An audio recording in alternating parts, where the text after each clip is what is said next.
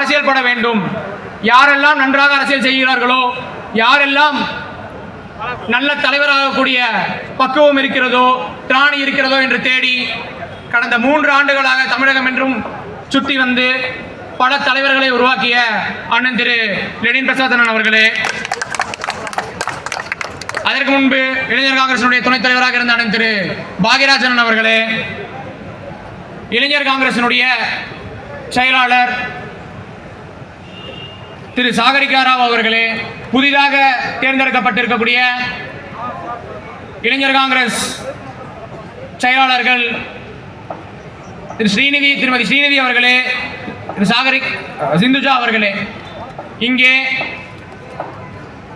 Minority சிறுபான்மைத்துறையினுடைய தலைவர் அண்ணன் திரு முகமது ஆரிஃப் அண்ணன் அவர்களே, எஸ்சி துறையினுடைய தலைவர் அண்ணன் திரு ரஞ்சன் அண்ணன் அவர்களே, இங்கே இருக்கக்கூடிய அண்ணன் திரு மகாத்மா ஸ்ரீனிவாசன் அவர்களே, மற்றும் இளைஞர் காங்கிரஸில் பல ஆண்டுகளாக பாடுபட்டு கொண்டிருந்து இந்த இளைஞர் காங்கிரஸ் தேர்தலில் மிக சிறப்பாக பணியாற்றிய பல்வேறு தலைவர்கள், முக்கியமான தலைவர்கள் இங்கே எனக்கு படக்கூடிய தலைவர் அண்ணன் திரு லாரன்ஸ் அண்ணன் அவர்களே, அண்ணன் திரு KG ரமேஷ் குமார் அண்ணன் அவர்களே, கோவையில் எனக்கு மிகுந்த பக்கபலமாக இருந்து அங்கே என்னை இந்த வாய்ப்பு எனக்கு இளைஞர் காங்கிரஸ் மாநில தலைவராக வரக்கூடிய ஒரு வாய்ப்பு கிடைத்தவுடன் அங்கே அனைவரும் அணிகளின்றி ஒன்று திரண்டு என்னை ஆதரித்த அண்ணன் திரு பழையூர் செல்வராஜன் அவர்களே, அண்ணன் திரு மோகன்ராஜ் அண்ணன் அவர்களே, அண்ணன் திரு சரவணகுமார் அண்ணன் அவர்களே, அண்ணன் திரு தமிழ்ச்செல்வன் அண்ணன் அவர்களே, இங்கே வந்திருக்கூடிய அண்ணன் திரு சவுந்தரகுமார் அண்ணன் அவர்களே, மேலும் கோவையிலிருந்து நான் சொல்ல போனால்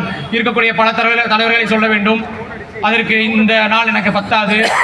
மேலும் தமிழ்நாடு எங்கும் இந்த இளைஞர் காங்கிரஸ் தேர்தலில் அவர்கள் இளைஞர் காங்கிரஸில் இல்லாவிட்டாலும் முன்னாள் இளைஞர் காங்கிரஸ் பொறுப்பில் இருந்த நிர்வாகிகள் அனைவருமே அவர்கள் எந்த அணிக்கு இளைஞர் தேர்தல் என்றால் அவர் அணிகள் இருக்கத்தான் செய்யும்.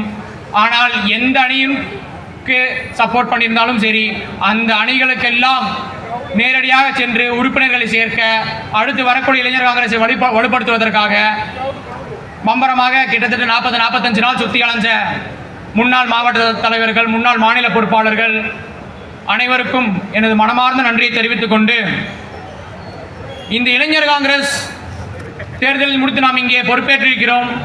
இந்த பொறுப்பு நம்ம எல்லாம் அது ஒரு மிகப்பெரிய பதவி என்று நினைத்துவிடக் கூடாது. அடுத்து வரக்கூடிய 3-4 வருடம் நமக்கு ஒரு மிகப்பெரிய போராட்ட காலம். நாம் ஏதோ சாதித்து விட்டோம் என்று நாம் நினைத்துவிடவே கூடாது. நமக்கு மிகப்பெரிய பொறுப்பு இருக்கிறது. இங்கே கடந்த 11 ஆண்டு காலமாக பாஜக அரசு இந்திய